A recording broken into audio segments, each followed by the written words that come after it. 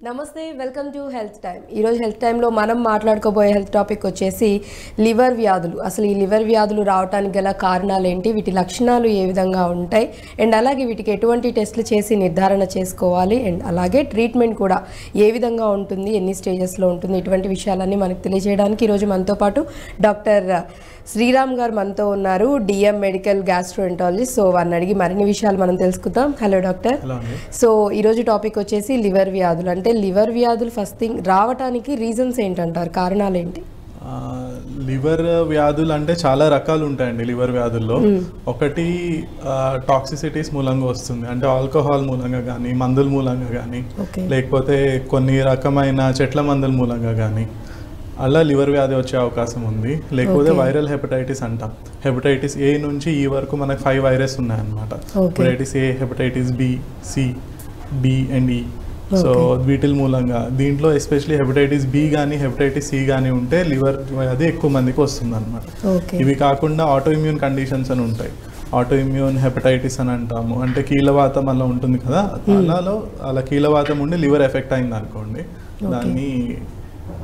లేకపోతే ఇంకా genetic diseases ఉంటాయి, జెనెటికల్ గా కూడా వచ్చే డిసీజ్. జెనెటికల్ గా కూడా చాలా లివర్ డిసీజెస్ ఉన్నాయన్నమాట. జెనెటిక్ డిసీజెస్ యూజువల్లీ చిన్నపిల్లల్లో ఎక్కువ వస్తాయి. సో చిన్నపిల్లల్లో జాండీస్ కానీ, చిన్నపిల్లల్లో కామెర్లు కానీ వస్తే జెనెటిక్ డిసీజెస్ గురించి ఎక్కువ ఆలోచిస్తాం. అది అడల్ట్స్లో, పెద్దవాళ్ళల్లో ఎక్కువ వస్తే మనము ఆల్కహాలిజం ఏమన్నా ఉందా, లేకపోతే వాళ్ళకి హెపటైటిస్ బి కానీ హెపటైటిస్ సి కానీ ఏమన్నా ఉందా, లేకపోతే ఏమైనా మందులు తీసుకున్నారా ఉంటుంది. ఇవి కాకుండా జ్వరాలు వచ్చినప్పుడు డెంగ్యూ కానీ, మలేరియా కానీ, లెప్టోస్పైరోసిస్ కానీ, టైఫస్ లాంటి జ్వరాలు, టైఫాయిడ్ ఫీవర్ ఇట్లాంటివి వచ్చినప్పుడు కూడా లివర్ ఇవన్నీ బ్యాక్టీరియా, వైరస్లు కూడా లివర్ని ఎఫెక్ట్ చేసే అవకాశం ఉందన్నమాట. వీటి వల్ల అన్నిటి మూలంగా లివర్ వ్యాధులు అనేవి వస్తాయి. అండ్ అలాగే అంటే ఎక్కువ ఏజ్ గ్రూప్ వాళ్ళకి లివర్కి సంబంధించి డిసీజెస్ రావడానికి ఛాన్సెస్ ఎక్కువగా ఉన్నాయి. లివర్ మొత్తం అంటే మన పేగుల్లో ఉన్న బ్లడ్ సప్లై అంతా ఫస్ట్ లివర్కే వెళ్తుందండి. లివర్కి వెళ్ళి లివర్ నుంచి మొత్తం బాడీ పార్ట్స్కి వెళ్తుంది. లివర్ చాలా ఇంపార్టెంట్ ఆర్గాన్. సో దానికి ఎన్ని ఫంక్షన్స్, ఎన్ని యాక్టివిటీస్ ఉంటాయంటే బాడీలో అన్ని ఏజ్ గ్రూప్స్ వాళ్ళకి, చిన్నప్పుడు పుట్టినప్పటి నుంచి 1 డే బేబీ దగ్గర నుంచి చనిపోయే వరకు 99 years 100 years వరకు ఏ ఏజ్లో గ్రూప్లో అన్నా సరే లివర్ వ్యాధులు అనేవి రావచ్చు అనమాట. కానీ ఒక్కొక్క ఏజ్ గ్రూప్లో ఒక్కొక్క వయసు వాళ్ళకి ఏమేమి వ్యాధులు వస్తే అవి డిఫరెంట్ ఉంటాయి. అంటే నేను ఇందాక చెప్పినట్టు చిన్నపిల్లల్లో జెనెటిక్ రీజన్స్ కానీ, లేకపోతే ఇవి ఎక్కువ ఇన్ఫెక్షన్స్ కానీ, డెంగ్యూ, మలేరియా ఇలాంటి చిన్నపిల్లల్లో ఎక్కువ ఉంటాయి. పెద్దవాళ్ళల్లో ఒక యంగ్ ఏజ్ అట్లా వచ్చినాయి అనుకోండి, డ్రగ్స్ కానీ, ఆల్కహాల్ కానీ, తర్వాత వైరల్ హెపటైటిస్లు ఇవన్నీ ఎక్కువ ఉంటాయి. మరి ఓల్డ్ ఏజ్కి వచ్చేసరికి ఏంటంటే ఇంకా వాళ్ళలో కూడా అంతే డ్రగ్స్ కానీ, వైరల్ హెపటైటిస్ కానీ, ఆల్కహాలిజం కానీ ఇవన్నీ ఉంటాయి అన్నమాట. ఈ మధ్యకాలంలో లివర్ డిసీజ్కి కామన్ రీజన్ వచ్చేసి మన మెటబాలిక్ కండిషన్స్ మూలంగా వస్తుంది. It's called non alcoholic fatty liver disease అనమాట. ఎక్కువ లావు ఉన్న వాళ్ళకి, కొలెస్ట్రాల్ ఉన్న వాళ్ళకి కూడా లివర్లో కొవ్వు అక్యూములేట్ అవడం, ఫ్యాటీ లివర్ది కూడా ఈ మధ్య బాగా వినిపిస్తుంది. ఫ్యాటీ లివర్ వచ్చి వాళ్ళకి దాని మూలంగా కూడా లివర్ డ్యామేజ్ అయ్యి అల్టిమేట్లీ లివర్ మొత్తం పాడైపోయే అవకాశం కూడా ఉంటుంది. ఈవెన్ ఫ్యాటీ లివర్ రావడానికి కూడా అగైన్ ఆల్కహాల్ ఇవన్నీ ఎక్కువ తీసుకోవటం వల్ల, లేకపోతే హ్యాబిట్స్ వల్ల. ఫ్యాటీ లివర్ అనేది 2 రకాలు ఉంటుందండి. ఆల్కహాలిక్ ఫ్యాటీ లివర్ ఒకటి, ఫ్యాటీ లివర్ డిసీజ్ ఒకటి, non alcoholic fatty liver disease ఒకటి. సో ఆల్కహాలిక్ ఫ్యాటీ లివర్ అంటే ఆల్కహాల్ తీసుకుంటాం మూలంగా వాళ్ళకి స్కాన్ చేసినా ఏమైనా చేసినా ఫ్యాటీ లివర్ అని మనకు తెలుస్తుంది. Non alcoholic fatty liver disease అంటే ఇది metabolic condition, diabetes, uncontrolled diabetes ఉన్నా సరే, అన్కంట్రోల్డ్ కొలెస్ట్రాల్ ఎక్కువ ఉన్నా, లేకపోతే రెడ్ మీట్ ఎక్కువ తినే వాళ్ళకి, కొలెస్ట్రాల్, ఆయిల్ పదార్థాలు ఎక్కువ తినే వాళ్ళకి ఫ్యాటీ లివర్ డిసీజ్ వస్తుంది. సో అలా అంటే ఇలా 2 టైప్స్లో రావచ్చు అని చెప్తూ ఉన్నారు.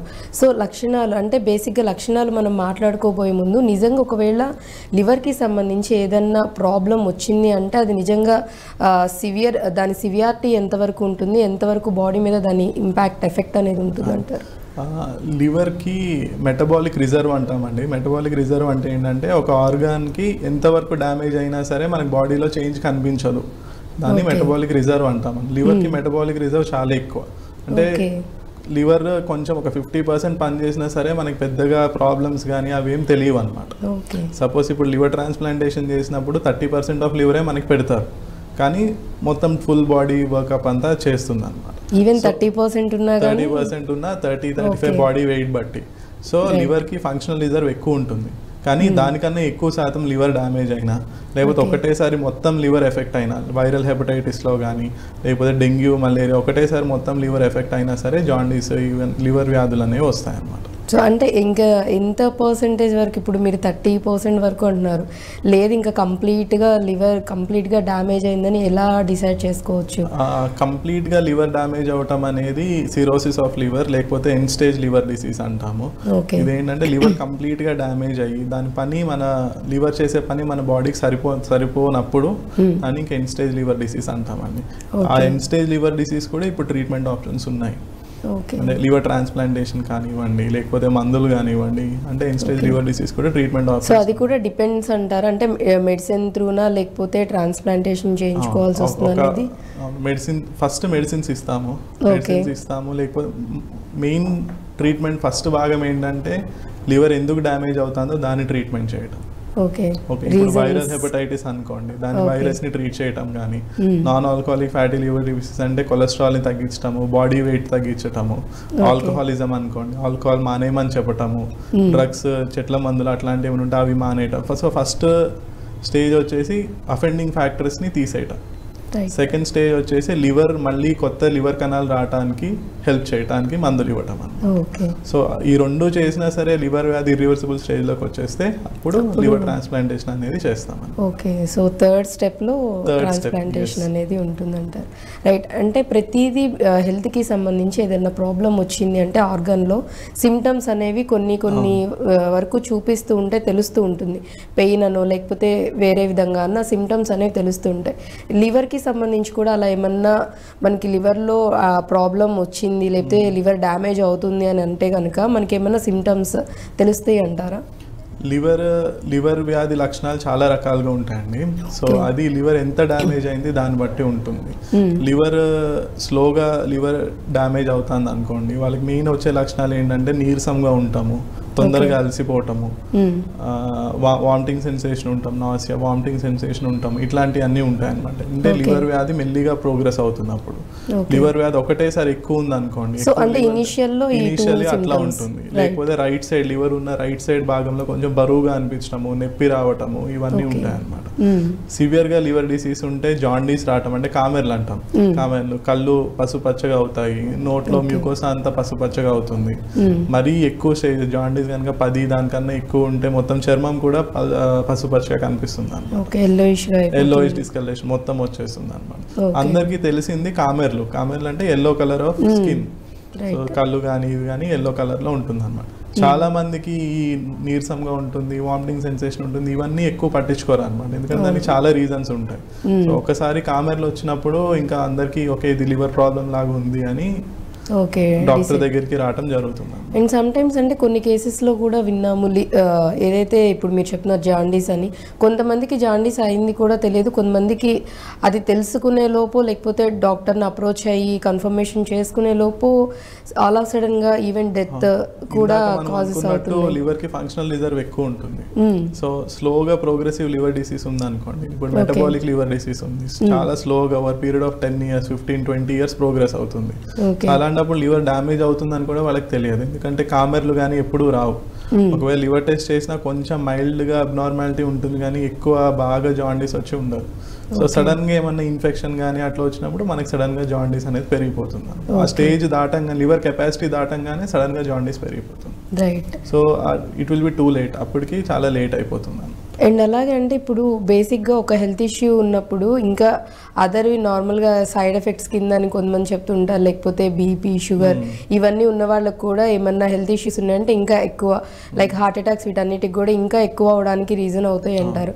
సో అలాగే లివర్కి సంబంధించి ఏమన్నా వ్యాధులు వచ్చినప్పుడు కానీ లేకపోతే లివర్ డ్యామేజ్ అవుతున్నప్పుడు ఈ హెల్త్ ఇష్యూస్ పర్టికులర్గా ఇప్పుడు నేను చెప్తున్నట్టు బీపీ కానీ షుగర్ కానీ ఉన్న వాళ్ళకి ఇంకా ఎక్కువ ఉంటుంది, లేకపోతే ఒబేసిటీ ఉన్న వాళ్ళకి కానీ వాళ్ళకి అన్కంట్రోల్ డయాబెటీస్ ఉన్న వాళ్ళకి అన్కంట్రోల్ డయాబెటీస్ ఉన్న వాళ్ళకి క్రానిక్ ఆల్కహాలిజం మందు ఎక్కువ తాగే వాళ్ళకి కూడా అట్లానే ఉంటుంది.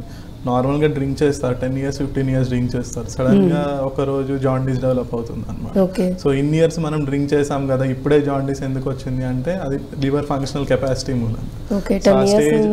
ఆ స్టేజ్ దాటిన తర్వాత ఇంకా సడన్గా జాండీస్, లివర్ అంటే ఇరివర్సిబుల్ లివర్ డ్యామేజ్ అనేది స్టార్ట్ అవుతూ ఉంటుంది. Okay, right. సో అంటే ఆల్కహాల్ ఇవన్నీ తీసుకున్న వాళ్ళలో కూడా చాలా ఎక్కువగా ఇప్పుడు చూస్తున్నట్లయితే ఎక్కువ అసలు ఎడిక్ట్ అవ్వడం ఏంటి, ఎక్కువగా తాగే వాళ్ళ సంఖ్య రోజు రోజుకి పెరిగిపోతుంది. ఈవెన్ యంగ్ పీపుల్ కూడా చాలా వరకు ఎడిక్ట్ అయిపోతున్నారు, టీన్స్ నుంచే స్టార్ట్ చేసేస్తున్నారు. కాబట్టి సో ఎక్కువగా అంటే లివర్ డ్యామేజ్ అవ్వడానికి ఎక్కువగా పాసిబిలిటీస్ అనేవి ఇప్పుడున్న సిచ్యువేషన్స్లో చూస్తుంటే బాగా ఎక్కువ అనిపించేస్తూ ఉంది. ఆల్కహాల్ దాని అవైలబిలిటీ మూలంగా కానివ్వండి, ఎడిక్షన్ ప్రొటెక్షన్ మూలంగా కానివ్వండి, సో అది one of the common reasons అనమాట. ఇండియాలో 3 most కామన్ రీజన్స్ వచ్చేసి, ఒకటి alcohol, second the viral hepatitis, hepatitis B కానీ హెపటైటిస్ సి కానీ, third the non alcoholic fatty liver disease అనమాట. ఆల్మోస్ట్ 95% ఆఫ్ లివర్ డిసీజెస్ ఈ 3 కండిషన్స్ మూలంగానే వస్తాయి. వేరే అదర్ కండిషన్స్ వచ్చేసి ఇన్ఫెక్షన్స్, మలేరియా, డెంగ్యూ ఇట్లాంటి వాటి మూలంగా కూడా ఇంకా మిగతా చిన్న తక్కువ పర్సెంటేజెస్ లో వీటి వల్ల మేజర్గా అయితే ఈ ఇష్యూస్ వీటి వల్ల రావడానికి. అండ్ అంటే కొంతమంది చెప్తూ ఉంటారు కూడా, డ్రింక్ చేసే వాళ్ళు ఏమంటే అంటే మేము ఎప్పుడూ మీరు ఇందాక అన్నట్లుగానే ఎన్నో ఇయర్స్ నుంచి మేము డ్రింక్ చేస్తూనే ఉన్నాము, లిమిటెడ్గానే తీసుకున్నాం, నేను చాలా హెల్తీగా ఉన్నాను, నా డైలీ రొటీన్ వర్క్స్ ఎవ్రీథింగ్ అంతా చేసుకుంటూనే ఉన్నాను, బాగానే ఉన్నాను అని చెప్తూ ఉంటారు. బట్ ఆల్ ఆఫ్ సడన్ మీరు అన్నట్లుగా సడన్గా అప్పటికప్పుడే జాండీస్ అవడమో లేకపోతే వేరే అదర్ సిమ్టమ్స్ వల్ల ఇమ్మీడియట్గా సిక్ అయిపోతూ ఉంటారు, అది సీరియస్ కండిషన్స్లో కూడా వెళ్తూ ఉంటుంది. సో వాళ్ళకి మీరేం చెప్తారు?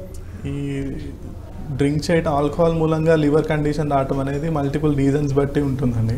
ప్యాటర్న్ ఆఫ్ డ్రింకింగ్ అంటాం. ప్యాటర్న్ ఆఫ్ డ్రింకింగ్ అంటే ఎంత తాగుతున్నారు, అంటే డైలీ కొంచెం కొంచెం తాగుతున్నారా, ఒకటేసారి బింజ్ డ్రింకింగ్ చేస్తున్నారా, అంటే డైలీ ఒకటేసారి 5 drinks 6 drinks అట్లా తాగుతున్నారా, లేకపోతే డ్రింక్ చేసేటప్పుడు తింటా తాగుతున్నారా, లేకపోతే కంప్లీట్ ఫుడ్ బంద్ చేసి ఫుడ్ ఆపేసి డ్రింక్ కూడా ఉంటుంది. మేల్స్ ఫీమేల్స్ బాడీ వెయిట్, వాళ్ళ జెనెటిక్ రీజన్స్ చాలా ఉంటాయి అనమాట. Liver I mean alcohol effect on the liver చాలా కాంట్రిబ్యూటింగ్ ఫ్యాక్టర్స్ కూడా ఉంటాయి. దీని మీద ఆల్రెడీ మనం 3 కండిషన్స్ అనుకున్నాం. సో ఒకరికి ఒకటే ఉండాలని కూడా లేదు. లావుగా ఉన్నారు, already metabolic disease, liver disease కి రిస్క్ ఉంది, వాళ్ళు మళ్ళీ తాగుతున్నారు అనుకోండి, ఇంకా ఎక్కువ రిస్క్ ఉంటుంది. ఆల్రెడీ వైరల్ హెపటైటిస్ ఉంది, దాని మీద మళ్ళీ డ్రింక్ చేస్తున్నారంటే డెఫినెట్లీ లివర్ డిసీజ్. సో అన్ని కలిపి కంబైన్ గా దాన్ని బట్టి చూసుకొని వాళ్ళకి ఎంతవరకు డ్యామేజ్ అయింది అనేది తెలుసుకోవచ్చు అంటారు. అండ్ అలాగే ఈ లివర్ డ్యామేజ్ కానీ లేకపోతే లివర్ కి సంబంధించి ఏదైనా ఇష్యూస్ ఉంటే మనం కన్ఫర్మేషన్ చేసుకోవడానికి ఏ టెస్ట్లు చేస్తారు? కన్ఫర్మ్ చేయడానికి ఫస్ట్ బ్లడ్ టెస్ట్ చేస్తామండి. బ్లడ్ టెస్ట్ వచ్చేసి లివర్ ఫంక్షన్ టెస్ట్ అంటాము. లివర్ ఫంక్షన్ టెస్ట్ లో జాండీస్, బిలిరూబిన్ అంటాం, బిలిరూబిన్ ఎంత ఉంది, ఎక్కువ ఉందా తక్కువ ఉందా, దీన్ని బట్టి లివర్ ఎంత డ్యామేజ్ అయింది, లివర్ ఫంక్షనింగ్ ఎలా ఉంది అనేది మనకు తెలుస్తుంది అనమాట. సెకండ్ థింగ్ ఏంటంటే లివర్ ఎంజైమ్స్ అని ఉంటాయి. అంటే లివర్ ఏమైనా డ్యామేజ్ అయినప్పుడు లివర్ సెల్స్ లో ఉన్న ఎంజైమ్స్ రక్తంలో కలవటం మూలంగా ఎంజైమ్స్ లెవెల్స్ పెరుగుతాయి అనమాట. సో దాన్ని బట్టి లివర్ ఎంత డ్యామేజ్ అవుతుంది, ఈ రోజు ఎంత డ్యామేజ్ అయింది, డ్యామేజ్ తగ్గుతుందా పెరుగుతుందా అనేది తెలుస్తుంది. తర్వాత లివర్ ఫంక్షనింగ్ టెస్ట్ ఉంటాయి. లివర్ బాడీలో క్లాటింగ్ ఫ్యాక్టర్స్ ని ప్రొడ్యూస్ చేస్తుంది. అంటే రక్తం గడ్డకడటానికి కావాల్సిన పదార్థాలన్నీ లివర్ నుంచి వస్తాయి అన్నమాట. ప్లేట్లెట్స్ పెరగటానికి కావాల్సిన పదార్థం కూడా లివర్ నుంచే వస్తుంది, థ్రాంబోపాయిటిన్ అంటాం. సో లివర్ ప్రాబ్లం ఉన్న వాళ్ళకి ప్లేట్లెట్ కౌంట్ తగ్గుతూ ఉంటుంది. తర్వాత బాడీలో ప్రోటీన్ కంటెంట్ తగ్గుతూ ఉంటుంది. తర్వాత రక్తం గడ్డకట్టదు అనమాట. ఇవన్నీ టెస్టులు చేసి మనం లివర్ ప్రాబ్లం ఎంత ఉందని ఎస్టిమేట్ చేయొచ్చు. తర్వాత ఏంటంటే అల్ట్రాసౌండ్ స్కాన్ చేయొచ్చు అనమాట. లివర్ అల్ట్రాసౌండ్ స్కాన్ చేస్తే దాంట్లో లివర్ వాపు వచ్చిందా, లివర్ సైజ్ ఎంత ఉంది, లివర్ ఏమైనా గట్టి పడుతుందా, లివర్ ఏమైనా పర్మనెంట్ గా డ్యామేజ్ అయింది, ఇవన్నీ కూడా మనకు అల్ట్రాసౌండ్ స్కాన్ లో తెలుస్తుంది. సో దాన్ని బట్టి అంటే వాళ్ళది ఇక్కడ కూడా ఏమైనా స్టేజెస్ లాగా ఉంటాయి. అంటే ఇనిషియల్ స్టేజ్లోనే ఉన్నారు, లేకపోతే కొంచెం క్రానిక్ అయింది, లేదు ట్రీట్మెంట్ చేయొచ్చు, ఈవెన్ మెడిసిన్స్ తోనే కంట్రోల్ చేయొచ్చు, అలా స్టేజెస్ వైజ్ ఉంటాయి. స్టేజెస్ వైజ్ డెఫినెట్లీ ఉంటాయండి. మనం ఇప్పుడు ఆల్కహాల్ తీసుకున్నాం అనుకోండి, initially fatty liver of alcohol అంటాం అనమాట. Alcoholic fatty liver, just liver లో ఫ్యాట్ అక్యూములేట్ అవుతుంది, లివర్ సైజ్ కొంచెం పెరుగుతుంది, దానికి వాళ్ళకి సిమ్టమ్స్ కూడా ఏముండవు. సెకండ్ స్టేజ్ వచ్చేసరికి ఆల్కహాలిక్ హెపటైటిస్ అంటాం. మెల్లిగా ఈ ఫ్యాట్ మూలంగా లివర్ లో ఇన్ఫ్లమేషన్, వాపు పెరుగుతూ ఉంటుంది, లివర్ సైజ్ పెరుగుతుంది, పేషెంట్ బాగా నీరసము, నాసియా, తొందరగా అలసిపోవటము, ఈ ప్రాబ్లమ్స్ అని ఆల్కహాలిక్ అంటే లివర్ ఎంజైమ్స్ కూడా రేజ్ అవుతాయి అనమాట, బిలిరూబిన్ కూడా ఇంకెక్కువ రేజ్ అవుతుంది. తర్వాత ఒక స్టేజ్ వచ్చేసరికి లివర్ ఇర్రివర్సిబుల్ గా డ్యామేజ్ అవుతుంది. అప్పుడు వాపు వచ్చిన లివర్ సైజ్ మెల్లిగా తగ్గిపోతూ ఉంటుంది. Normal liver size 11 to 13 centimetres అనుకుంటే ఇనిషియల్లీ పెరుగుతుంది. 13 సెంటీమీటర్స్ నుంచి కొంతమంది 20-25 సెంటీమీటర్స్ కూడా పెరుగుతుంది సైజ్ ఆల్కహాల్ మూలంగా. తర్వాత అది మళ్ళీ తగ్గుతా 11 నుంచి 8 సెంటీమీటర్స్ 7 సెంటీమీటర్స్ కూడా తగ్గిపోవచ్చు. సో అంటే ఇప్పుడు స్టేజెస్ లో ఫ్యాటీ లివర్, తర్వాత ఆల్కహాలిక్ హెపటైటిస్, తర్వాత క్రానిక్ లివర్ డిసీజ్ అంటాం. అంటే లివర్ కొంచెం పర్మనెంట్ డ్యామేజ్ సూచనలు కనిపిస్తూ ఉంటాయి. సో రెండిట్లో అంటే లివర్ అది ఉన్న పొజిషన్ లో ఉన్న సైజ్ లో కాకుండా ఇంక్రీజ్ అయినప్పుడు దాని ఎఫెక్ట్ ఎక్కువ ఉంటుంది అంటారు, లేకపోతే తగ్గినప్పుడు లివర్ సైజ్ తగ్గినప్పుడు ఎఫెక్ట్ ఎక్కువ ఉంటుంది? Increase liver size alcoholic hepatitis వచ్చి లివర్ సైజ్ పెరిగినప్పుడు కొంచెం రివర్సిబిలిటీ కాంపోనెంట్ ఎక్కువ ఉంటుందండి. మందు ఆపేసి ఆల్కహాల్ కానీ ఆపేసి లేకపోతే ఫ్యాక్టర్స్ వైరల్ హెపటైటిస్ కానీ దీన్ని కంట్రోల్ చేస్తా అంటే లివర్ సైజ్ నార్మల్ అయిపోతుంది. తర్వాత జాండీస్ ఇవన్నీ తగ్గిపోతాయి. అంటే రివర్సిబుల్ ఉంటుంది అన్నమాట డిసీజ్. లివర్ సైజ్ ఒకసారి తగ్గిపోయింది, ఫైబ్రోసిస్ వచ్చేసింది, లివర్ అంతా గట్టి పడిపోయింది అంటే అది ఇర్రివర్సిబుల్ డ్యామేజ్ అనమాట. ఆ టైంకి వాళ్ళు ఆల్కహాల్ ఆపేసినా సరే పెద్ద ఉపయోగం ఉండదు, permanent damage. So already damage అనేది అయిపోయింది. సో సైజ్ తగ్గిందంటే మాత్రం ఎఫెక్ట్ చాలా ఎక్కువ ఉంటుందంట. సో ఈవెన్ మళ్ళీ అది రికవర్ చేసుకోవడానికి కూడా పాసిబిలిటీస్ అనేవి చాలా తక్కువ ఉంటాయంట. Long term over the period of 5 years 10 years recovery అయ్యే అవకాశం ఉంది, but it will take very long. నార్మల్గా ఇంక్రీజ్ అయినప్పుడు ట్రీట్మెంట్ చేయించినప్పుడు ఎంత టైం తీసుకుంటుంది రికవర్ అవడానికి? యూజువల్లీ ఆల్కహాల్ ఎఫెక్ట్స్ లివర్ మీద 3 months అంటామండి. ఎన్ని ఇయర్స్ నుంచి డ్రింక్ చేస్తున్నారు దాన్ని బట్టి ఉంటుంది, బట్ యూజువల్లీ 3 to 6 months ఉంటుందండి ఆల్కహాలిక్ లివర్ డిసీజ్ మీద లివర్ మీద ఎఫెక్ట్. అండ్ అలాగే చాలా వరకు డ్రింక్ చేసే వాళ్ళలో ఎక్కువగా చెప్పేది ఏంటంటే ఇప్పుడు ఒకవేళ ఎక్కువగా తీసుకుంటే ఎక్సిస్ తీసుకున్న ఓవర్డోస్ తీసుకున్న ఎఫెక్ట్ అవుతుంది అంటున్నారు. అదే నార్మల్గా లిమిటెడ్గా తీసుకుని రెగ్యులర్గా తీసుకుంటే అప్పుడు లివర్కి ఎటువంటి ప్రాబ్లం ఉండదా అనే, అంటే చాలా వరకు ఇలాంటి డౌట్స్ అనేవి చూసే వాళ్ళకి కూడా చాలా వరకు ఉంటాయి. సేఫ్ లిమిట్ ఆఫ్ డ్రింకింగ్ అని రీసెంట్ కాన్సెప్ట్ అండి. అది సేఫ్ లిమిట్ ఆఫ్ డ్రింకింగ్ అంటే ఏంటంటే కొంచెం తాగితే లివర్కి ఏం అవ్వదు కదా అని. అమెరికన్ గైడ్ లైన్స్ ప్రకారం ఏంటంటే మెన్లో రోజుకి అంటే ఇంత స్పెసిఫిక్గా కాదు, బట్ లిమిటెడ్ క్వాంటిటీలో తాగితే లివర్కి ఏం కాదు అనేది ఉంది. బట్ అది కూడా long period of times drink చేశారు అనుకోండి, అప్పుడు లివర్ ఎఫెక్ట్ అయ్యే అవకాశం ఉంది. సో అది కూడా రెగ్యులర్గా తీసుకోవద్దు. ఎప్పుడన్నా అంటే మన వాళ్ళకి ఏదైనా రీజన్ వాళ్ళకి అనుకూలంగా ఉంది అంటే హ్యాపీగా. ఇవన్నీ స్టడీస్ బట్టి ఉంటాయండి. అంటే ఇంత డ్రింక్ చేసినా సరే పేషెంట్కి ఏం అవ్వలేదు కదా అని ఉంటుంది అనమాట. ఒక 100 మందికి తీసుకుంటే 99% మందికి ఏం కాలేదు కదా అని, 1% వాళ్ళే ఎఫెక్ట్ అవుతారు డెఫినెట్గా. అది మనం కూడా అయి ఉండొచ్చు అనమాట. సో ఎనీథింగ్ ఏదైనా కానీ, సో డాక్టర్ గారు చెప్తుంది ఏంటంటే ఈవెన్ తీసుకోమని చెప్పినా కానీ ఎంత లిమిటెడ్గా తీసుకున్నా రెగ్యులర్గా తీసుకున్నట్లయితే ఖచ్చితంగా దాని ఎఫెక్ట్ అనేది లివర్ మీద ఉంటుంది. రేర్గా ఎప్పుడన్నా ఒకసారి అకేషనల్గా తీసుకుంటే మేబీ ఐ థింక్ అంత ఎఫెక్ట్ ఉండకపోవచ్చు కానీ, బట్ డైలీ మీరు చూసుకొని కరెక్ట్గా కొలుచుకొని అంత తీసుకున్నా కానీ ఎఫెక్ట్ ఆఫ్ లివర్ అనేది ఇండివిజువలైజ్డ్ అండి. ఎవరికి ఎలా నా పక్కనున్న అతను సేమ్ డ్రింక్ చేసినా సరే ఒక్కొక్కళ్ళ ఎఫెక్ట్ డిఫరెంట్ గా ఉంటుంది. అది 1:1 రేషియో కాదనమాట. సో అది మన జెనెటిక్ కండిషన్ మీద, మన బాడీ వెయిట్ మీద, మన అదర్ రిస్క్ ఫ్యాక్టర్స్ మీద అన్నిటి మీద డిపెండ్ అయి ఉంటుంది. మన ఈవెన్ ఫుడ్ హ్యాబిట్స్ బట్టి కూడా డిపెండ్ అయి ఉంటుంది.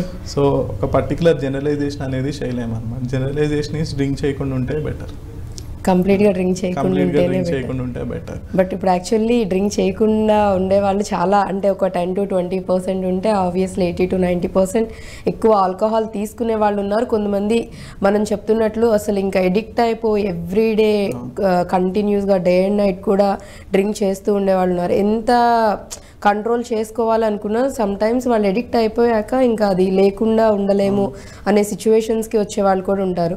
ఈవెన్ మీకు కూడా నాకు తెలిసి అలాంటి కేసెస్ చాలా వరకు వస్తూనే ఉంటాయి. అంటే వాళ్ళకి ఆల్రెడీ డ్యామేజ్ అవుతుందని తెలిసి మానాలి అని అనుకుంటాం కానీ అవ్వట్లేదు డాక్టర్ గారు అని చెప్పే వాళ్ళు కూడా ఉంటారు. సో వాళ్ళని మీరు ఎలా గైడ్ చేస్తారు, ఎలా కౌన్సిల్ చేస్తారు? ఆల్కహాల్ డ్రింకింగ్ హ్యాబిట్స్ అనేవి సోషల్ డ్రింకింగ్ అండి, ఆల్కహాల్ డిపెండెన్స్ అన్నమాట. సోషల్ డ్రింకింగ్ ఏంటంటే ఫ్రెండ్స్తో బయటకు వెళ్ళినప్పుడు మంత్కి ఒకసారో మంత్కి 2 times అది డ్రింక్ చేయడం అనమాట. ఇది కంపల్సరీ ఆల్కహాల్ ఇంటేక్ కాదు, అయితే డ్రింక్ చేస్తారు లేకపోతే డ్రింక్ చేయరు. సెకండ్ టైప్ ఆఫ్ పీపుల్ ఎలా ఉంటుందంటే దే డిపెండ్ ఆన్ ఆల్కహాల్, అంటే స్ట్రెస్ రిలీఫ్ కోసం కానీ లేకపోతే ఈరోజు బాగా కష్టపడ్డాం సార్ మేము అందుకనే నైట్ వచ్చి ఇంట్లో డ్రింక్ చేస్తున్నాము అని అంటారు అనమాట. సో వీళ్ళకి ఎడిక్షన్ పొటెన్షియల్ ఎక్కువ ఉంటుంది అనమాట. సో ఆల్కహాల్ ఎప్పుడైతే డీ స్ట్రెస్ కోసం యూజ్ చేస్తున్నామో అప్పుడు రిస్క్ ఆఫ్ ఆల్కహాల్ అడిక్షన్ అనేది ఎక్కువ ఉంటుంది. So never use alcohol as a destressing factor. మన స్ట్రెస్ ని తగ్గించడానికి లేకపోతే నిద్ర పడటానికి తాగుతున్నాం అంటారు. ఇట్లాంటి అంటే ఒక డిపెండెన్స్ అనేది రాకూడదు. Social drinking is fine. Fine అంటే మంత్కి ఒకసారి 2 సార్లు ఫ్రెండ్స్ తో, దట్ ఈస్ ఓకే. బట్ ఎప్పుడైతే ఆల్కహాల్ నాకు ఇది బాడీకి యూస్ అవుతుంది అని అనుకున్నామో అప్పుడు ఎడిక్షన్ అనేది స్టార్ట్ అవుతుంది. సో అలా అయితే తీసుకోకూడదని చెప్తున్నారు. అండ్ ఇంకొక అపోహ కూడా ఏంటంటే ఇందాక మనం మాట్లాడుకున్న వాటిల్లోనే యాక్చువల్లీ డ్రింక్ చేసినప్పుడు ఎంత డ్రింక్ చేసామో అంతే ఇదిగా ఫుడ్ అనేది తీసుకున్నట్లయితే కనుక ఈక్వల్ అయిపోతుంది. సో ఎటువంటి ఎఫెక్ట్ ఉండదు. ఇఫ్ ఇన్ కేస్ ఒకవేళ తీసుకోలేదు, ఫుడ్ ఏం తీసుకోకుండా కంప్లీట్గా ఆల్కహాలే తీసుకొని ఎంటీ స్టమక్తో పడుకుంటే కనుక దాని ఇంపాక్ట్ ఎక్కువ ఉంటుందని కూడా అంటూ ఉన్నారు. సో తీసుకున్నప్పుడు ఏంటంటే ఆల్కహాల్ ఇంటెస్టైన్స్ నుంచి అబ్జర్వ్ అవుతుంది. సో ఫుడ్ తో పాటు తీసుకుంటే ఏంటంటే ఆల్కహాల్ స్లోగా అబ్జర్వ్ అవుతుంది బాడీలోకి. సో బ్లడ్ ఆల్కహాల్ కాన్సన్ట్రేషన్స్ ఎక్కువ పెరగవు అనమాట. అది ఎంటీ స్టమక్ తో తీసుకున్నాం అనుకోండి, సడన్ గా ఎక్కువ రేజ్ అయిపోతాయి, మత్తు తొందరగా వస్తుంది, ఇవన్నీ కూడా హార్మ్ఫుల్ ఎఫెక్ట్స్ కూడా ఎక్కువగా వస్తాయి. So food.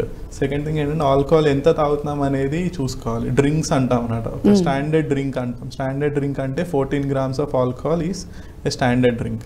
సో ఒక 40% విస్కీ ఉందనుకోండి, దాంట్లో 30 ml is a standard drink. So ఒక 350 ml of beer is a standard drink. So దానికి 1 స్టాండర్డ్ డ్రింక్ 1 hour లోపల కన్నా ఇంకెక్కువ తీసుకున్నాం అనుకోండి, బాడీ దాన్ని మెటబలైజ్ చేసుకోలేదు. సో యూజువలీ బాడీ కెపాసిటీ ఎలా ఉంటుందంటే 1 standard drink for 1 hour it can metabolise. దానికన్నా ఎక్కువ తీసుకున్నాం అనుకోండి, అప్పుడు మెటబలైజ్ అవ్వదు, ఆ హార్మ్ఫుల్ ఎఫెక్ట్స్ లివర్ మీద కనిపిస్తాయి. ఓకే.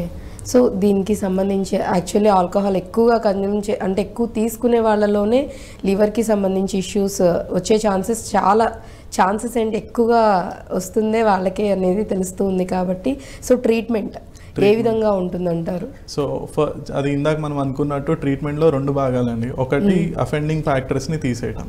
సో ఆల్కహాలిజం అంటే దాన్ని కట్ డౌన్ చేయటం. సో ఎట్లా కట్ డౌన్ చేయొచ్చు అని అడిగారు మీరు ఇందాక. సో ఒకటి ఫస్ట్ థింగ్ ఏంటంటే పర్సన్కి ఫ్రమ్ విత్ ఇన్ ఉండాలి. మనం ఆల్కహాల్ కట్ చేయాలి అనేది ఫస్ట్ అది రావాలి. దానికి ఫ్యామిలీ సపోర్ట్ అనేది చాలా ఇంపార్టెంట్. ఫ్యామిలీ కానీ ఫ్రెండ్స్ కానీ. సో ఇప్పుడు మీరు ఆల్కహాలిక్ చుట్టూ ఉన్న ఫ్రెండ్స్ కూడా ఆల్కహాలిక్ ఫ్యాక్టర్స్ ఇవన్నీ ఎంకరేజ్ చేసే వాళ్ళు ఉన్నారు అనుకోండి, that is never possible. So usually కొన్ని సర్కిల్స్లో అలా ఉంటుంది అనమాట. సో ఆ కమ్యూనిటీ నుంచి బయటకు వచ్చేసాలన్నమాట. అది ఫస్ట్ స్టెప్. అంటే మన ఫెసిలిటేట్ ఏమి చేయకూడదు.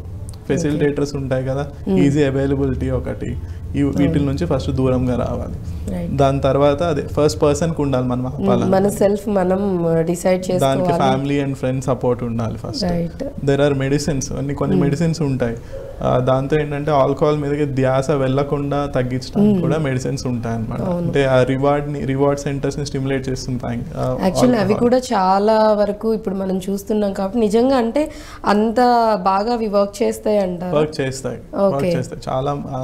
ఆల్మోస్ట్ ఒక 20-25 కైండ్స్ ఆఫ్ మెడిసిన్స్ ఉన్నాయి అన్నమాట. అవన్నీ వర్క్ చేస్తాయి. ఇండియాలో కొన్ని అవైలబుల్ ఉన్నాయి, కొన్ని లేవు.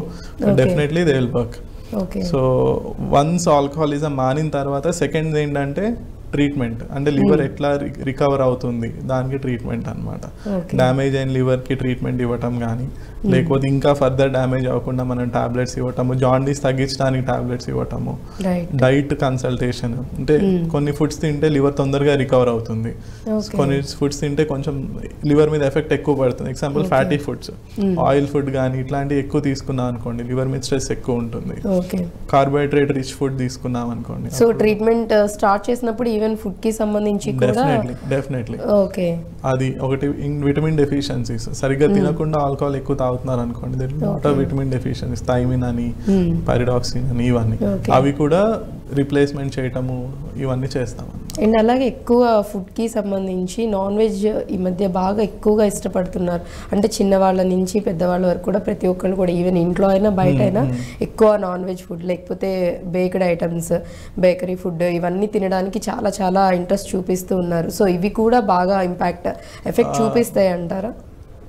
మెటబాలిక్ లివర్ డిసీజ్లో ఇది చాలా ఎఫెక్ట్ ఉంటుందండి.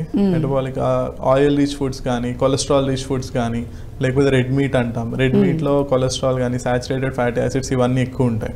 సో ఈ ఫుడ్స్ తిన్నప్పుడు లివర్ మీద దాని effect, food effect on liver అనేది ఎక్కువ ఉంటుంది అనమాట. సో ఆల్రెడీ లివర్ ప్రాబ్లం ఉన్న వాళ్ళు ఈ ఆయిల్ ఫుడ్ కానీ ఇవన్నీ ఎక్కువ తీసుకుంటే ఇంకా ఎక్కువ స్ట్రెయిన్ అవ్వాల్సి వస్తుంది లివర్. ఓకే, సో ఎటువంటి ఫుడ్ యాక్చువల్లీ లివర్కి చాలా అంటే హెల్దీ ఇది ఇస్తుందంటారు, హెల్ప్ఫుల్ అవుతుందంటారు? యూజువల్లీ కార్బోహైడ్రేట్ రిచ్ ఫుడ్ అండి. కార్బోహైడ్రేట్ రిచ్ ఫుడ్ అంటే ఫ్రూట్ జ్యూసెస్ కానీ లేకపోతే rice has lot of carbohydrates. Rice కానీ అంటే బేస్ ఫుడ్ చపాతీ కానీ ఇవన్నీ లివర్ని తొందరగా రికవర్ చేస్తాయి అన్నమాట. సో అండ్ ప్రోటీన్ కంటెంట్ ఉన్న ఫుడ్ కూడా తీసుకోవాలి. ప్రోటీన్ కంటెంట్ తీసుకుంటే లివర్ తొందరగా రికవర్ అవ్వటము, లేకపోతే చాలా మంది ఆల్కహాలిక్స్కి మజిల్ లాస్ ఉంటుంది అనమాట. లివర్ డ్యామేజ్ అవ్వటం, హార్మోన్ ఇంబ్యాలెన్స్ ఉంటుంది, దాని మూలంగా బాడీ అంతా సన్నగా అయిపోతుంది, పొట్ట పెరుగుతుంది, బాడీ సన్నగా అయిపోతుంది, ఇవన్నీ ఉంటాయి. సో ఇవన్నీ రికవర్ చేసుకోవడానికి ప్రోటీన్ ఎక్కువ తినాలి. సో మజిల్ ఎక్కువ పెరిగిందంటే కొంచెం లివర్ ఎఫెక్ట్ని, కొంచెం లివర్ చేసే పనిని కొంచెం మజిల్ కూడా తీసుకుంటుంది అనమాట, మెటబాలిజం అన్నీ. అండ్ బట్ అంటే ఇప్పుడు చూసుకున్నట్లయితే యాక్చువల్లీ ప్రోటీన్ ఫుడ్ అంటున్నారు కాబట్టి బేసిక్గా ఇప్పుడు దాని మీద కూడా చాలా ఎక్కువ ఇంట్రెస్ట్ చూపిస్తున్నారు. అండ్ అన్నట్టు ఫిజికల్ యాక్టివిటీస్లో కూడా జిమ్కి వెళ్ళడం, ఇంకా జిమ్ చేస్తున్నా అంటే ఆటోమేటిక్గా ప్రోటీన్ ఫుడ్ తీసుకుంటున్నారు తప్ప ఇప్పుడు మీరు చెప్పిన కార్బోహైడ్రేట్ రైస్ కంప్లీట్గా అవాయిడ్ చేస్తున్నారు. అండ్ సమ్వాట్ ఫ్రూట్ జ్యూసెస్ ఇవి తీసుకుంటున్నారు. కార్బోహైడ్రేట్స్ అనేది లివర్ వ్యాధి ఉన్న వాళ్ళకండి బేసికల్ అండి. కార్బోహైడ్రేట్ రిచ్ ఫుడ్ తీసుకోవాలి. ఆల్రెడీ జాండీస్ ఉంది, ఆల్రెడీ లివర్ డిసీజ్ ఉంది, వాళ్ళు మళ్ళీ ఫాస్టింగ్ చేసి లేకపోతే సరిగ్గా ఫుడ్ తినకుండా డైట్తో అంటే ఫుడ్ తగ్గించేసారు అనుకోండి, అప్పుడు లివర్ మీద ఎఫెక్ట్, లివర్ తొందరగా రికవర్ అవ్వదు. ఓకే, సో ఎవరైతే సఫర్ అవుతున్నారో వాళ్ళకి ఇవి చాలా ఇంపార్టెంట్. సో నార్మల్గా ఉన్న వాళ్ళకి డైలీ రొటీన్ ఇది తీసుకోవచ్చు అంటారు. డైలీ రొటీన్ తీసుకోవాలి, బ్యాలెన్స్డ్ డైట్ ఉండాలండి. ఓకే, సో కార్బోహైడ్రేట్స్ కానీ ఫ్యాట్స్ కంప్లీట్ జీరో ఫ్యాట్స్ అలా చేసినా సరే బాడీకి ఇబ్బందే ఉంటుంది. సో బాడీలో ఫుడ్ తీసుకుంటే 60% కార్బోహైడ్రేట్స్ ఉండాలి, 35% ప్రోటీన్ ఉండాలి, మిగతా 5% ఫ్యాట్స్ ఉండాలి, 5 to 10% ఫ్యాట్స్ ఉండాలి. సో ఇలా తీసుకోవాలన్నమాట. ఓకే, సో ఈ ఫుడ్ తీసుకుంటే చాలా హెల్ప్ఫుల్ అవుతుందంటారు. సో లివర్ యాక్చువల్లీ అంటే చాలా ఫంక్షన్స్ చేస్తుంది, బాడీకి సంబంధించి చాలా వర్క్స్ అదే చేస్తుందని మీరు చెప్తూ ఉన్నారు. అటువంటి లివర్ హెల్దీగా ఉండాలి అంటే, ఇటువంటి సమస్యలు ఏవి రాకుండా ఉండాలి అంటే లైఫ్ స్టైల్ ఏ విధంగా ఉండాలి, ఫుడ్కి సంబంధించి యాక్చువల్లీ మనం చెప్పుకున్నాము ఏమేమి తీసుకోవాలి తీసుకోకూడదు. సో లైఫ్ స్టైల్ అనేది ఏ విధంగా ఉంచుకోవాలి, ఉంటే మంచిదంటారు? ఓకే, సో లైఫ్ స్టైల్ చేంజెస్లో వచ్చేసి first healthy food and balanced nutrition తీసుకోవాలండి. అంటే ఆయిలీ ఫుడ్ కానీ కొలెస్ట్రాల్ ఎక్కువ ఉన్న ఫుడ్స్ కానీ ఇవన్నీ అవాయిడ్ చేయాలి. Red meat, especially red meat అనేది అవాయిడ్ చేయాలి. రెడ్ మీట్ అంటే ఏంటంటే మన మీట్ కానీ లేకపోతే మటన్ కానీ ఇలాంటిది కొంచెం తక్కువ తీసుకోవాలన్నమాట.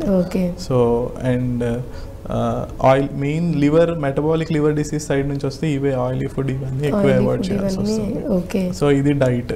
తర్వాత రెగ్యులర్ ఎక్సర్సైజ్. లావుగా ఉన్న వాళ్ళు, సో లివర్ వ్యాధి కంట్రోల్లో ఉండాలి. ఇప్పుడు నాన్ ఆల్కహాలిక్ లివర్ డిసీజ్ కంట్రోల్లో ఉండాలంటే రెండు ఇంపార్టెంట్ థింగ్స్. ఒకటి బాడీ వెయిట్ కంట్రోల్లో ఉండాలి. మన బిఎంఐ అని ఉంటుంది, బిఎంఐ అంటే weight by height in metre squared అనమాట. దట్ షుడ్ బి అది 24 కన్నా తక్కువ మెయింటైన్ చేయాలి. సో మన బాడీ హైట్ ఎంత ఉంది దాన్ని బట్టి మన వెయిట్ కూడా ఈక్వల్గా ఉండాలన్నమాట. సో వెయిట్ మెయింటైన్ చేయాలి. రెగ్యులర్ ఎక్సర్సైజ్ ఉండాలి. రెగ్యులర్ ఎక్సర్సైజ్ అంటే అట్లీస్ట్ రోజుకి ఒక 400 to 500 కిలోకాలరీస్ ఆఫ్ ఎక్సర్సైజ్. అంటే that translates to around 10 to 12,000 steps per day కానీ, లేకపోతే ఒక 45 minutes బ్రిస్క్ వాకింగ్ చేయటం కానీ, జాగింగ్, జిమ్ చేయటం కానీ, అంటే అందరూ ఇది ఈ ఎక్సర్సైజ్ అనేది రొటీన్లో ఉండాలన్న వాళ్ళ డైలీ రొటీన్లో ఉండాలి. So one is weight control, ఒకటి diet, third the exercise. Okay, so ఇవి కనుక ఈ మూడు డెఫినెట్లీ ఉండాలి. ఈ ఫాలో అయితే కనుక ఎటువంటి ఇష్యూస్ అనేవి రావు అంటారు. లివర్ ఒక్కటే కాదు, same advice goes to liver, heart, any health issue, A health issue అయినా కానీ ఖచ్చితంగా సో ఇవన్నీ ఫాలో అయితే ఆబ్వియస్లీ హెల్దీ లైఫ్ అనేది ఉంటుంది. అండ్ అలాగే ఇప్పుడు చూసుకున్నట్లయితే అంటే టీనేజ్ పిల్లల్లో 15 to 18 బిట్వీన్ చూస్తున్నట్లయితే ఒబేసిటీ ఎక్కువ, ఓవర్ వెయిట్తో అమ్మాయిలు ఉంటున్నారు, అబ్బాయిలు కూడా వాళ్ళ ఏజ్కి మించి. అంటే మనం మామూలుగా చూస్తున్నప్పుడు వాళ్ళ ఏజ్ చూస్తే 13, 14 ఉంటారు, బట్ కానీ అపీరెన్స్ వైజ్ చూస్తున్నప్పుడు 23, 24 years పిల్లల్లా కనిపిస్తూ ఉంటారు. సో ఇలా ఉన్న వాళ్ళలో కూడా ఇటువంటి ఇష్యూస్ వచ్చే ఛాన్సెస్ ఉన్నాయంటారా? ఈ మధ్య పీడియాట్రిక్ లివర్ డిసీజ్ అనేది చాలా పెరిగిపోయిందండి. పీడియాట్రిక్ ఫ్యాటీ లివర్ డిసీజ్ అనేది బాగా పెరిగింది. Almost 5th class, 6th class నుంచే వాళ్ళకి లివర్ ఎంజైమ్స్ రేజ్ అవ్వటము, కొంతమందికి జాండీస్ అనేది రావటము, లివర్ డ్యామేజ్ అవ్వటం. సో ఈ ఫ్యాటీ లివర్ అనేది it will take some time అన్నమాట. ఇప్పుడు స్టార్ట్ అయితే ఒక 10 ఏళ్ళు 15 ఏళ్ళు పడుతుంది. సో వాళ్ళు ఇప్పుడు ఓకే హెల్దీగా ఉంటారు, చబ్బీగా ఉంటారు, క్యూట్గా అనిపిస్తారు, బట్ 20-25 ఇయర్స్ వచ్చేసరికి మెల్లిగా ఆల్రెడీ ఒక సగం లివర్ డ్యామేజ్ అయిపోయి ఉంటుంది అనమాట. రైట్. సో దాని మీద మళ్ళీ ఆల్కహాల్ అని ఇవన్నీ ఎక్స్ట్రా ఎఫెక్ట్స్ పడితే తొందరగా వాళ్ళకి లివర్ డిసీజ్ వచ్చే అంటే అవకాశం ఈవెన్ ఉంది. ఎందుకంటే చాలా మందిని చూస్తున్నాం, పేరెంట్స్ కూడా అంటే ఏజ్ అంటే ఎదుగుతున్న పిల్లలు కాబట్టి వాళ్ళు ఎదిగే టైం కాబట్టి ఫుడ్ కంట్రోల్ కూడా చేయొద్దు, వాళ్ళకి నచ్చినవన్నీ పెట్టాలని అవి బయట ఫుడ్ అయినా లేకపోతే ఇంట్లో చేస్తున్న మీట్ మీరు అన్నట్లు ఏవైనా ఇష్టంగా తింటున్నారు కదా అని ఎక్కువ ఎక్సెసివ్గా పెట్టేయడం కూడా చేస్తూ ఉంటారు. సో అవి కూడా చాలా వరకు ఎఫెక్ట్ డెఫినెట్లీ అండి. ఒకటి యాక్టివిటీ ఉండాలి. ఇప్పుడు స్కూల్స్ కానివ్వండి అందరూ యాక్టివిటీ మీద ఫిజికల్ యాక్టివిటీ అసలు తగ్గింది, చాలా వరకు ఫిజికల్ యాక్టివిటీ తగ్గింది. సెకండ్ థింగ్ ఏంటంటే డైట్, మా చిన్న పిల్లల్ని జంక్ ఫుడ్ అలవాటు చేయటము, చిప్స్, బర్గర్స్ అండ్ వేరే దీనిలోకి తీసుకెళ్ళి అలవాటు చేయటము, ఫుడ్స్ పెట్టించడం. అంటే పేరెంట్సే పిల్లల్ని ఇట్లా ఫాస్ట్ ఫుడ్ సెంటర్స్కి తీసుకెళ్తే అంటే probably once or twice a month ఓకేనే, బట్ ఒకసారి మనం అలవాటు చేసామంటే దట్ విల్ వాళ్ళకి అడల్ట్ లైఫ్లో కూడా అది ఇంప్రూవ్ అవుతుంది అన్నమాట.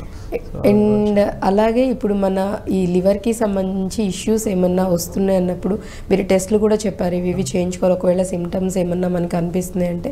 సో ఏ టైంలో డాక్టర్ని అప్రోచ్ అయితే మంచిది అంటారు పేషెంట్స్? సో అదే యూజువల్లీ లివర్ డిసీజ్కి కొంచెం ఇనీషియల్ స్టేజ్లో సిమ్టమ్స్ నాన్ స్పెసిఫిక్గా ఉంటాయి. అంటే బాగా నీరసం రావటము, రైట్ సైడ్ పెయిన్ ఉంటాము, ఇట్లాంటివి అన్నీ ఉంటాయి అన్నమాట. సో మనకి రిస్క్ ఫ్యాక్టర్స్ ఉన్నాయి. మనం ముందు తెలుసుకోవాల్సిందే మనకి రిస్క్ ఫ్యాక్టర్స్ ఏంటి. మనం లావుగా ఉన్నామా, కొలెస్ట్రాల్ ఇది ఎక్కువ ఉందా, ఎక్కువ డ్రింక్ చేస్తున్నామా, లేకపోతే మనకి family history of liver disease మదర్లో కానీ ఫాదర్లో కానీ మన సిబ్లింగ్స్లో కానీ లివర్ డిసీజ్ ఏమన్నా ఉందా, ఇట్లాంటివి ఏమైనా ఉంటే దట్ అది మనము we are at risk for liver disease అనమాట. సో వాళ్ళు పీరియాడిక్గా లివర్ చెకప్ చేయించుకుంటాం కానీ, లేకపోతే ఆల్రెడీ డయాబెటీస్ ఉన్న వాళ్ళు, లేకపోతే purely control diabetes sugar levels బాగా ఎక్కువ ఉన్న వాళ్ళు కూడా లివర్ ప్రాబ్లం ముందే ఉందని టెస్ట్లు అవి రెగ్యులర్గా చేయించుకుంటూ ఉండాలన్నమాట. ఆల్రెడీ ఒకసారి జాండీస్ డెవలప్ అయిన తర్వాత డెఫినెట్లీ అందరూ ఒకసారి లివర్ టెస్ట్ అవన్నీ చేయించుకుంటారు, కానీ అంత లేట్ స్టేజ్ వరకు తెచ్చుకోకుండా ముందే ఇనీషియల్ స్టేజెస్లోనే కొంచెం అవగాహన ఉంటే అది తొందరగా అవుతుంది. రైట్. సో దీనికి సంబంధించి అంటే ఇప్పుడు ప్రతి ఒక్క హెల్త్ ఇష్యూ కూడా అడ్వాన్స్డ్ టెక్నాలజీస్ వచ్చేసాయి మెడికల్ దీనిలో. సో అలానే లివర్కి సంబంధించి డ్యామేజెస్ ఏమైనా అవుతున్నప్పుడు దీనికి సంబంధించి ఎటువంటి అడ్వాన్స్డ్ టెక్నాలజీస్ అనేవి ఇప్పుడు వచ్చాయి, ఏవేవి అందుబాటులో? గుడ్ క్వశ్చన్ అండి. లివర్కి ఫైబ్రో స్కాన్ అని ఒక అడ్వాన్స్డ్ టెక్నాలజీ వచ్చిందండి. ఫైబ్రో స్కాన్ అంటే ఏంటంటే లివర్ ఎలాస్టిసిటీ ఎట్లా ఉంది అంటే తెలుగులో అంటే మన లివర్ ఎంత గట్టిగా ఉంది, లివర్ సాఫ్ట్గా ఉందా గట్టిగా ఉందా, అది అంటే లివర్ ఎలాస్టిసిటీ బట్టి లివర్లో ఫ్యాట్ ఎంత అక్యూములేట్ అయింది, లివర్లో పర్మనెంట్ డ్యామేజ్ ఫైబ్రోసిస్ ఎంత ఉంది, అంటే లివర్ టిష్యూ ఇంకెంత ఉంది అనేది తెలుసుకోవచ్చు అనమాట. అదొకటి. సెకండ్ థింగ్ ఎంఆర్ఐ ఎలాస్టోగ్రఫీ అని ఉంటుంది. అంటే లివర్ది ఎంఆర్ఐ స్కాన్ చేయటం మూలంగా లివర్ సైజ్ ఎంత ఉంది, ఏ పార్ట్ బాగా యాక్టివ్గా పనిచేస్తుంది, ఏ పార్ట్ యాక్టివ్గా పనిచేయట్లేదు, ఇవి ఉంటాయి. అండ్ మల్టిపుల్ బ్లడ్ టెస్ట్ కూడా ఉన్నాయి, దాంతో ఎర్లీ స్టేజెస్ ఆఫ్ లివర్ డిసీజ్లోనే తెలుసుకునే అవకాశం ఉందన్నమాట. ఓకే. సో అంటే ఈవెన్ ఏ స్టేజ్లో ఉన్నా కానీ దానికి తగ్గ ఎక్విప్మెంట్ అవైలబుల్గా ఉంది అండ్ మెడిసిన్ ఎవ్రీథింగ్ కూడా అవైలబుల్గా. Liver disease severe liver disease liver ఇంకా పనిచేయదు అనుకున్నప్పుడు కూడా పేషెంట్ని లివర్ ట్రాన్స్ప్లాంటేషన్ లాంటివి చేసి ఒకసారి లివర్ ట్రాన్స్ప్లాంటేషన్ చేసామంటే 15 ఏళ్ళు 20 ఏళ్ళు ఉన్న వాళ్ళు కూడా ఉన్నారు అన్నమాట. సో అంటే లివర్ ట్రాన్స్ప్లాంటేషన్ చేసినప్పుడు సక్సెస్ రేట్ ఎంతవరకు ఉంది? ఇప్పుడు సక్సెస్ రేట్ చాలా బాగుందండి. 85% will live for 5 years. Okay.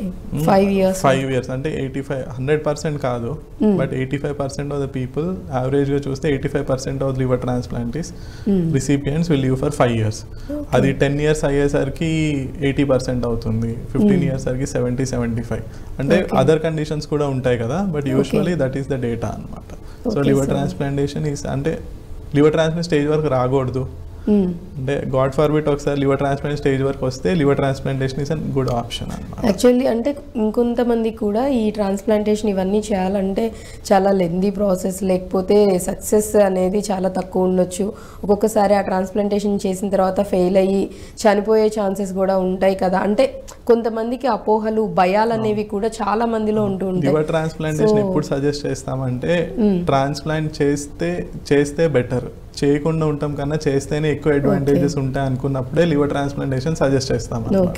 Liver transplantation risk ఉంటుంది, కానీ ఆ రిస్క్ ట్రాన్స్ప్లాంట్ చేయకుండా ఉంటే ఎంత రిస్క్ ఉంది, ఈ రెండింటిని వెయి చేసుకుని ఎప్పుడైతే ట్రాన్స్ప్లాంట్ రిస్క్ తక్కువ అనుకుంటామో పేషెంట్కి ఉన్న రిస్క్ కన్నా అప్పుడే లివర్ ట్రాన్స్ప్లాంటేషన్ సజెస్ట్ చేస్తాం. ఓకే, సో అంటే ఇంకా తనకి లైఫ్ అనేది ఇంకా ఉండదు అనే సిచ్యువేషన్స్ లో సో లివర్ ట్రాన్స్ప్లాంట్ చేయకపోతే ఒక 6 months కన్నా ఎక్కువ ఉండరు, లేకపోతే ఒక స్కోరింగ్ సిస్టమ్ ఉంటుంది, ఆ స్కోర్ మరీ ఎక్కువ ఉంది, లివర్ ట్రాన్స్ప్లాంట్ చేయకపోతే మాక్సిమం ఇంకా 6 months 1 year ఉంటారు అని మేము అనుకున్నప్పుడు అప్పుడు సజెస్ట్ లివర్ ట్రాన్స్ప్లాంటేషన్ అనమాట.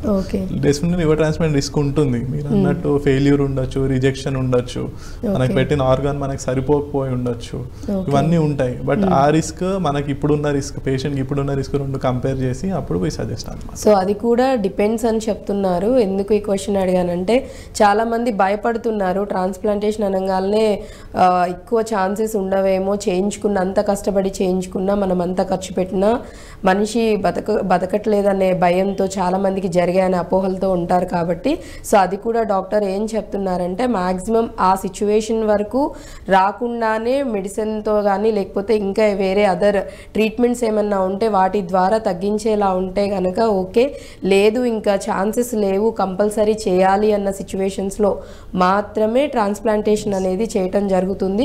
సో ఆబ్వియస్లీ ఇక్కడ కూడా క్లియర్గా చెప్తుంది ఏంటంటే రిస్క్ ఫ్యాక్టర్ అయితే ఉంటుంది, రిస్క్ అనేది ఉంటుంది. బట్ అది అన్నీ అంటే ఇంక్లూడ్ చేసుకొని ఆ పర్సన్ బాడీ దీన్ని బట్టి తనకి ఉన్న ఇంకా మిగిలిన అదర్ హెల్త్ ఇష్యూస్ ఇవన్నీ కూడా ఇంక్లూడ్ చేసుకొని అండ్ ఈవెన్ తను ట్రీట్మెంట్కి రెస్పాండ్ అవుతున్న థింగ్స్ ఇవన్నీ కూడా చూసుకొని దాన్ని బట్టే అతను సర్వైవ్ అవుతారా లేదా, ఫర్దర్గా రెస్పాండ్ అవుతున్నారా లేదా ట్రీట్మెంట్కి, ఇవన్నీ చూసుకొని దాన్ని బట్టి ఉంటుంది. కాబట్టి సో మీరు ఇమీడియట్గా అయితే డిసైడ్ అయిపోకండి ట్రాన్స్ప్లాంటేషన్ చేసిన వెంటనే ఉండరు చేయరు అని. సో ఇన్ని ఫ్యాక్టర్స్ ఇవన్నీ ఇంక్లూడ్ అయితేనే సిచ్యువేషన్ నెక్స్ట్ తర్వాత ఏంటనే తెలుస్తుంది. బట్ అలా అని లేట్ చేయకుండా డెసిషన్ తీసుకొని చేయించుకోవడం అనేది మంచి థింగ్. దానివల్ల మేబీ ఇప్పుడు చెప్పినట్లు మంచి గైడెన్స్ దొరుకుతుందండి. Liver transplantation usually last stages of liver డిసీజ్లోనే సజెస్ట్ చేస్తాము. ఆ స్టేజ్కి వచ్చిందంటే మంచి గైడెన్స్ దొరుకుతుంది. పేషెంట్ మా దగ్గరికి వచ్చినప్పటి నుంచి వాళ్ళు ఆపరేషన్ అయ్యి డిశ్చార్జ్ అయ్యి తర్వాత డిశ్చార్జ్ తర్వాత ఏ మెడిసిన్స్ వాడాలి మంచి గైడెన్స్ అయితే దొరుకుతుంది. సో లివర్ ట్రాన్స్ప్లాంటేషన్ అది ఇంతకు ముందులా కాదు, ఇప్పుడు ఒక స్టాండర్డ్ ప్రోటోకాల్ అయిపోయింది అనమాట. హాస్పిటల్ సర్జరీ ఎప్పుడు చేయాలి, ఎంత సైజ్ చేయాలి, ఎంత ట్రాన్స్ప్లాంట్ చేయాలి, తర్వాత ఏ మెడిసిన్స్ ఇవ్వాలి, అన్ని ప్రోటోకాల్స్ బేస్డ్ అయిపోయిందండి. సో వాళ్ళకి సపోర్ట్ అంటే ఫైనాన్షియల్ సపోర్ట్, కొంతమంది ఫైనాన్షియల్ సపోర్ట్ ఇచ్చేవాళ్ళు ఉన్నారు, కొంతమంది ఆర్గనైజేషన్స్ ఉన్నాయి. తర్వాత ఒక ట్రాన్స్ప్లాంట్ ట్రాన్స్ప్లాంట్ ఒక టీం ఉంటుంది అనమాట. దాంట్లో ఫైనాన్షియల్ కౌన్సిలర్స్ దగ్గర నుంచి సోషల్ కౌన్సిలర్స్ ఉంటారు. సో జాబ్ అండ్ ఆల్కహాల్ ఇది ఉంటే వాళ్ళకి డి అడిక్షన్ కి కౌన్సిలింగ్ చేసే వాళ్ళు ఉంటారు అనమాట. So there is lot of అంటే they will get good support. అంటే మనం ట్రాన్స్ప్లాంట్ అంటే ఇది ఏదో ఒక సింగిల్ ట్రీట్మెంట్ లాగా కాదనమాట, ఒక హోల్ టీమ్ ఉంటారు, టీమ్ విల్ సపోర్ట్ చేస్తారని కూడా చెప్తూ ఉన్నారు. అండ్ అలాగే మనం చూసుకున్నట్లయితే అంటే ఎక్కువగా 5 years వరకు ట్రాన్స్ప్లాంటేషన్ అయిన తర్వాత 5 years వరకు హ్యాపీగా ఉండొచ్చు, ఇంకా ఎక్కువ ఇయర్స్ కూడా బతకొచ్చు, అది డిపెండ్స్ అని అంటున్నారు. ట్రాన్స్ప్లాంట్ చేసిన తర్వాత ముందు లివర్ డిసీజ్ పేషెంట్ ఉంటే ట్రాన్స్ప్లాంట్ చేసిన తర్వాత పేషెంట్ గుర్తు కూడా పట్టరు అనమాట. అంత అంటే కంప్లీట్లీ నార్మల్ పర్సన్ లాగా అయిపోతారు అన్నమాట. కొంచెం రిస్క్ ఫ్యాక్టర్స్ ఉంటాయి, బట్ వన్స్ ఈ హర్డల్స్ అన్ని క్రాస్ అయిన తర్వాత they will be normal person. So అంటే ఎన్ని మంత్స్ వరకు చాలా కేర్ఫుల్గా వాళ్ళు కొంచెం ఎవ్రీథింగ్ అంటే మీరు చెప్పే గైడెన్స్ కానివ్వండి లేకపోతే మెడిసిన్ కానివ్వండి ఫర్దర్గా అంటే ట్రాన్స్ప్లాంటేషన్ అయిపోయిన తర్వాత కూడా ఎన్ని మంత్స్ వరకు మెడిసిన్స్ వచ్చేసి ట్రాన్స్ప్లాంట్ తర్వాత లైఫ్ లాంగ్ వాడాల్సి వస్తుందండి. బట్ అన్ని మెడిసిన్స్ ఉండవు, రోజుకి 3-4 మెడిసిన్, ఒక డయాబెటీస్ పేషెంట్ వాడుతున్నట్టు రోజుకి 2-3 మెడిసిన్స్ ఉంటాయేమో. బట్ హై రిస్క్ అనేది ఫస్ట్ 1 year కొంచెం రిస్కీ పీరియడ్ అండి. 1 year ఒకవేళ దాటిన తర్వాత బాడీ కొంచెం అడ్జస్ట్ అయిపోతుంది ట్రాన్స్ప్లాంటెడ్ లివర్ కి. సో 6 months to 1 year కొంచెం క్రిటికల్ పీరియడ్ లా కన్సిడర్ చేస్తాం. ఓకే, సో ట్రాన్స్ప్లాంటేషన్ అయిన వాళ్ళకి 6 months నుంచి 1 year వరకు, సో ఆ టైం పీరియడ్లో కొంచెం డాక్టర్స్ చెప్పినవన్నీ ప్రాపర్గా ఫాలో అయ్యి మెడిసిన్స్ అవన్నీ తీసుకున్నట్లయితే కనుక హ్యాపీగా నెక్స్ట్ 5 years 10 years హ్యాపీగా లైఫ్ని లీడ్ చేస్తూ ఉండొచ్చు అని చెప్తున్నారు. సో టెన్షన్ అయితే పడాల్సిన అవసరం లేదని చెప్తున్నారు. అండ్ అలాగే ఇప్పుడు మనం మాట్లాడుకునే మొత్తం హోల్ దీన్ని ఎక్కువ చూసుకున్నట్లయితే జెంట్స్లోనే ఎక్కువగా ఐ థింక్ ఎక్కువ కేసెస్ జెంట్స్కే లివర్కి సంబంధించి ఇష్యూస్ అలానేం లేదండి. ఈక్వల్ మేల్స్ని ఫీమేల్స్ని equal number of liver disease patients చూస్తాం. ఓకే, ఫీమేల్స్ కూడా ఎక్కువగానే. ఫీమేల్స్ డ్రింక్ చేయడం తక్కువ ఫీమేల్స్లో, సో ఆల్కహాలిక్ లివర్ డిసీజ్ అనేది తక్కువ, ఇండియాలో స్టిల్ తక్కువ. అని ప్రాబ్లం ఏంటంటే ఫీమేల్స్లో ఆల్కహాల్ మెటబాలైజింగ్ కెపాసిటీ తక్కువ ఉంటుంది అనమాట. సో మేల్స్ కన్నా వాళ్ళు తక్కువ డ్రింక్ చేసినా సరే వాళ్ళకి లివర్ డిసీజ్ రావడానికి రీజన్స్ తొందరగా వచ్చేస్తుంది అన్నమాట. One thing. సెకండ్ థింగ్ ఏంటంటే లేడీస్లో కొన్ని ఎక్స్క్లూసివ్ లివర్ డిసీజ్ ఉంటాయి అనమాట. సో ఇప్పుడు ఎక్కువ లేడీస్లో వచ్చే ఆటో ఇమ్యూన్ హెపటైటిస్ అంటాం. అన్ని ఆటో ఇమ్యూన్ థైరాయిడ్ డిసీజ్ ఉంటుంది, లేడీస్లో ఎక్కువ వస్తుంది. SLE, రొమటాయిడ్ ఇవన్నీ లేడీస్లో ఎక్కువ. అట్లానే ఆటో ఇమ్యూన్ లివర్ డిసీజ్ అనేది లేడీస్లో ఎక్కువ వస్తుంది అనమాట. ఇంకా కొన్ని ప్రైమరీ బిలియరీ సిరోసిస్, PSC ఇవన్నీ కూడా లేడీస్లో ఎక్కువ వస్తాయి అనమాట. So they have their own set of risk factors. ప్రెగ్నెన్సీలో వచ్చే లివర్ డిసీజెస్ ఉంటాయి. ప్రెగ్నెన్సీలో కూడా ఒక 4-5 లివర్ డిసీజ్ ఉన్నాయి అనమాట. అవి కూడా వాళ్ళకి ఎక్స్క్లూసివ్గా ఫీమేల్స్ వాళ్ళ ఎక్కువ ఉంటాయి. ఓకే, సో అంటే ఒకవేళ ప్రెగ్నెన్సీ టైంలో కనుక వాళ్ళకి లివర్కి సంబంధించి ఏదైనా ఇష్యూస్ ఉన్నాయంటే సో ట్రీట్మెంట్ వాళ్ళకి ఏ విధంగా ఉంటుందంటారు? డిపెండ్స్, లివర్ డిసీజ్ మీద డిపెండ్ అయి ఉంటుందండి. సో ప్రెగ్నెన్సీలో ఫస్ట్ ఏంటంటే ఒక ఆటో ఇమ్యూన్ హెపటైటిస్ అనుకోండి, దాంట్లో ఆల్రెడీ ముందు నుంచే ఉంటుంది, ఆల్రెడీ ముందు నుంచే లివర్ డిసీజ్ పేషెంట్, తర్వాత వాళ్ళకి ప్రెగ్నెంట్ అయ్యారు, అప్పుడు కేర్ డిఫరెంట్ గా ఉంటుంది. సో ఏమైనా మందులు, బేబీకి హార్మ్ చేసే మందులు ఉంటే అవి తీసేసి దానికి ఆల్టర్నేటివ్ మెడిసిన్స్ యాడ్ చేయటం కానీ ఇట్లాంటివి జరుగుతూ ఉంటాయి అన్నమాట. సో కొంతమంది లేడీస్కి ఏంటంటే డెలివరీ అయిపోయిన తర్వాత సడన్ గా ఒకసారి లివర్ డిసీజ్ ఫ్లేర్ అప్ అయ్యే అవకాశం ఉంటుంది అన్నమాట. సో ఇలా ఉంటాయి. అప్పుడప్పుడు వైరల్ హెపటైటిస్ ఉంటుంది, ఇప్పుడు హెపటైటిస్ B ఉంటుంది. ప్రెగ్నెన్సీ అందరు ప్రెగ్నెంట్ లేడీస్లో చెక్ చేస్తారు అన్నమాట. హెపటైటిస్ B అనేది నార్మల్ రొటీన్ చెకప్లో చేస్తారు. కొంతమందికి అప్పుడప్పుడు పాజిటివ్ వస్తుంది. అప్పుడు ఈ హెపటైటిస్ B అనేది బేబీకి రాకుండా ఏం జాగ్రత్తలు తీసుకోవాలి, ఏం వ్యాక్సిన్స్ తీసుకోవాలి, మదర్కి ఉందంటే మళ్ళీ బేబీకి రాకుండా ఉంటుంది, ఛాన్స్ ఉంటుంది. సో అది రాకుండా, మెటర్నల్ ట్రాన్స్మిషన్ కాకుండా బేబీకి వ్యాక్సిన్స్ ఏం తీసుకోవాలి, మదర్కి ఇవన్నీ చూస్తాం. ఓకే, సో డిపెండ్స్ అంటే ఈవెన్ ప్రెగ్నెన్సీ టైంలో కూడా వచ్చే ఛాన్సెస్ లేడీస్లో కూడా అంటే ఈక్వల్గానే ఉన్నాయని చెప్తూ ఉన్నారు. సో ఇద్దరికి అది డిపెండ్స్ వాళ్ళ హ్యాబిట్స్ని బట్టి. లేడీస్లో ఈ ఫ్యాటీ లివర్ డిసీజ్ కూడా లేడీస్లో ఉంటుందండి. ఫ్యాటీ లివర్ డిసీజ్ ఫీమేల్స్ ఈక్వల్గా ఉంటుంది fatty liver disease. So at present ఇప్పుడు చూసుకున్నట్లయితే ఎక్కువగా మీ దగ్గరికి ఎటువంటి కేసెస్ వస్తున్నాయి? అంటే ఇది డిపెండ్స్ అండి. ఇప్పుడు సిటీస్లో అనుకోండి, హైదరాబాద్లో ఎక్కువ శాతం మంది పేషెంట్స్ వస్తే ఫ్యాటీ లివర్ డిసీజ్ వాళ్ళు ఎక్కువ మంది ఉంటారు. సో నార్త్ ఇండియాలో కూడా అంత ఫ్యాటీ లివర్ డిసీజ్ ఎక్కువ ఉంటుంది. పంజాబ్ ఇటు సైడ్ తీసుకుంటే హెపటైటిస్ B, హెపటైటిస్ C ఇలాంటివి ఎక్కువ ఉంటాయి. మన విలేజెస్ సైడ్ వెళ్తే ఆల్కహాలిక్ లివర్ డిసీజ్ ఎక్కువ ఉంటాయి. మన తెలంగాణలో కానీ ఆంధ్రాలో కానీ లేకపోతే ఈ ఏరియాస్లోనే alcoholic liver disease, straight forward alcohol ఎక్కువ ఉంటుంది. ఓకే, ఇఫ్ ఇన్ కేస్ అంటే పేషెంట్స్ ఆల్రెడీ బాగా ఆల్కహాలిక్ అయిపోయి ఎడిక్ట్ అయిపోయి ఉండి ట్రీట్మెంట్ తీసుకుంటున్నారు, but at the same time వాళ్ళు డ్రింక్ని అవాయిడ్ చేయడం అనేది చాలా కష్టంగా ఫీల్ అవుతుంటారు. సో వాళ్ళకి ట్రీట్మెంట్ ఫెయిల్ అయిపోతుందండి. ఓకే, వాళ్ళు మనం ట్రీట్మెంట్ ఇస్తున్నాము అయినా సరే వాళ్ళు ఈవెన్ ఒకసారి జాండీస్ వచ్చిన తర్వాత ఈవెన్ మైండ్ చాలా తక్కువ డ్రింక్ చేస్తున్నామని ఫీల్ అవుతున్నా సరే ట్రీట్మెంట్ డెఫినెట్లీ ఫెయిల్ అయిపోతుంది. సో అంటే ట్రీట్మెంట్ స్టార్ట్ చేసామంటే కంప్లీట్ ఒక్కసారి జాండీస్ వచ్చిందంటే there is no safe limit of alcohol, life long compulsory ఆపేయాల్సింది. అండ్ అంటే కొంతమంది ఏం చేస్తూ ఉంటారంటే సడన్గా ఒక ప్రాబ్లం వచ్చింది, డాక్టర్ని కన్సల్ట్ చేస్తారు, ట్రీట్మెంట్ తీసుకుంటారు, అగైన్ కంట్రోల్ అయిపోయి నార్మల్ అయిపోయిన తర్వాత జస్ట్ ఒక 2-3 డేస్ గ్యాప్ తీసుకుంటారు, మళ్ళీ ఏదో ఒక రీజన్ సంథింగ్ ఏదో ఒకటి అకేషన్ వెతుక్కొని మళ్ళీ స్టార్ట్ చేసేస్తారు. ఇప్పుడు కొంతమంది 1 year 2 years ఆపేసి మళ్ళీ స్టార్ట్ చేసిన వాళ్ళు ఉంటారు. అంత ఖర్చు పెట్టి లివర్ ట్రాన్స్ప్లాంటేషన్ చేసిన తర్వాత కూడా మళ్ళీ డ్రింక్ చేసే వాళ్ళు ఉంటారు.